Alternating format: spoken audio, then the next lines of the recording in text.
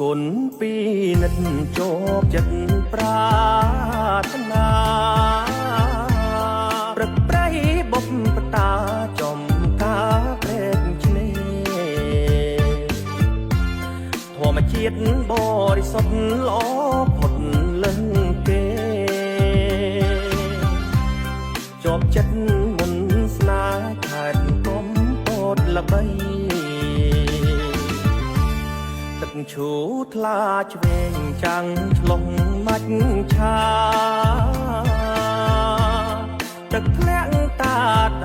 តរំពងព្រៃសម្បូរព្រែកចាងធំជាតិកែច្នៃដងទេគេល្បីឆ្ងាញ់ទុរេនកំពតស្រុកបនទីមានភ្នំរមឈបាំងខានចាច់ម្នាក់ម្ខាងស្រុកអង្គជ័យ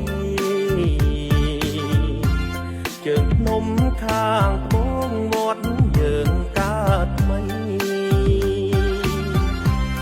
ដូនបុន